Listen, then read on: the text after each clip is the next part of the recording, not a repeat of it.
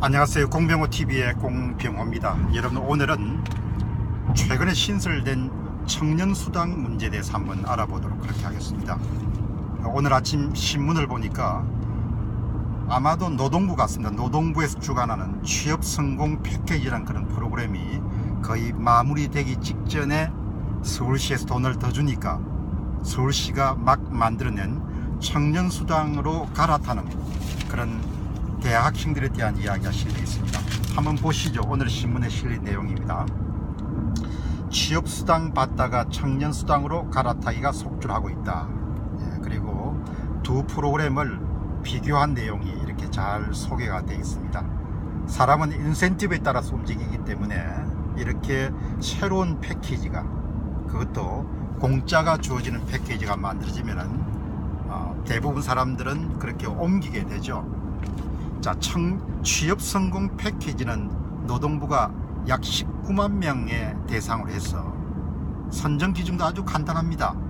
취업 의지가 있는 대졸자나 34세 미만의 사람이면은 수당도 받고 훈련비도 받고 그러면서 약 한 580만 원까지 이렇게 예산을 투입하는 19만 명에 지원하는 그런 프로그램입니다. 그리고 3,000명을 지원하는 그런 서울시 청년수당은 그냥 공짜로 3,000명한테 돈을 주는 것이죠.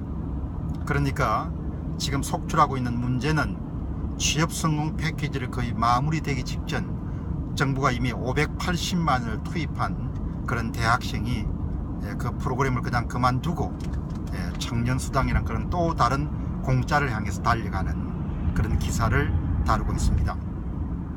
저는 아침에 그 신문을 보면서 이렇게 재정을 낭비하는 프로그램이 우리나라에 얼마나 많겠냐.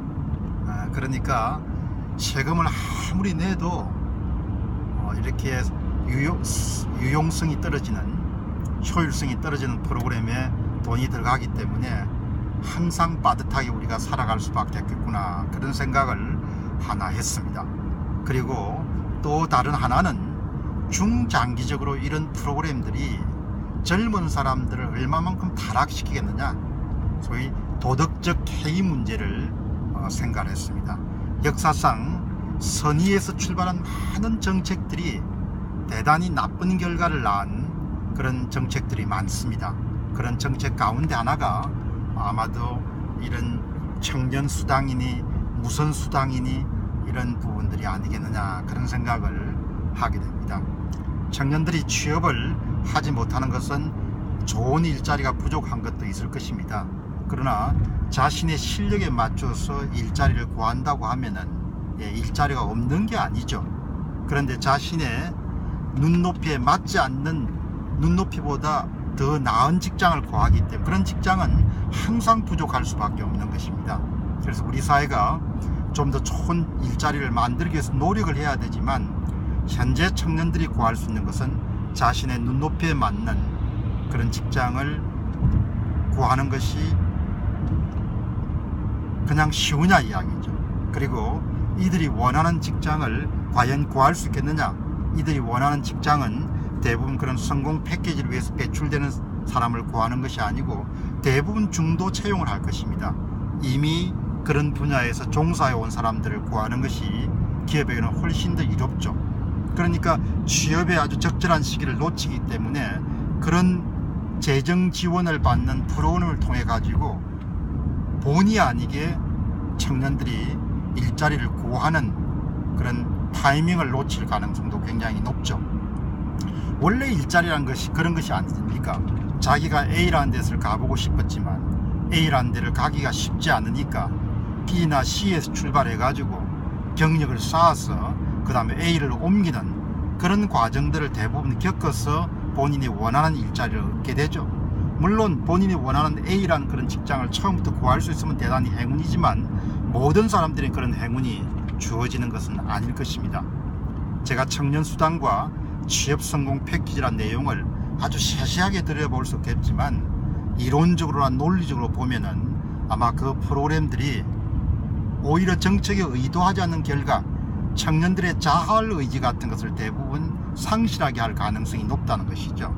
그리고 공짜를 젊은 날부터 이렇게 아주 요령껏 기회를 포착해서 구하는 그런 도덕적 해이를 젊은 사람들에게 조장하는 그런 정책이지 않겠느냐는 생각을 해보게 됩니다. 물론 정책을 만드신 분들은 처음에 그런 정책을 의도하지는 않았을 것입니다. 그러나 선의로 포장된 것이 악행으로 가는 그런 경우들이 정책이나 제도에는 대단히 많습니다. 사람은 자신이 남으면은 무슨 일이든 할 수 있는 그런 가능성을 가진 존재죠. 따라서 우리가 그런 청년들의 자발 의지를 꺾는 공짜를 조장하는 그런 정책을 조금 더 엄격하게 봐야 되지 않겠느냐, 그런 생각을 하게 됐죠.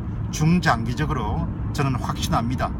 그런 프로그램들이 청년이 원하는 그런 일자리를 구하도록 도와주는 것이 아니고 청년들의 도덕적 회의감을 부추기고 청년들이 적절한 시점에 일자리를 통해 가지고 경력을 쌓을 수 있는, 자산을 쌓을 수 있는 그런 기회를 상실케 하는 주범이 되는 그런 요인이 될 것이라는 점을 지적하고 싶습니다. 어떻든 좀 인간 본성에 대한 깊은 이해에서 정책들을 만들어냈으면 좋겠습니다. 예산을 써야 하니까, 그리고 표를 얻어야 되니까 이런 정책을 정책 당국자나 또 정치가들이 좀 안 했으면 좋겠습니다. 사실 돈을 버는 것이 굉장히 힘든 과정이죠. 그렇게 해서 번 돈을 세금으로 거두었으면은 조금 중장기 단기에 모두 다 도움이 될 수 있는 그런 정책을 만들어야 하지 않겠느냐, 그렇게 생각합니다. 공짜 정말 위험합니다. 장기적으로 보면 공짜를 이렇게 퍼뜨리면은 나중에 엄청난 비용을 치르게 되죠.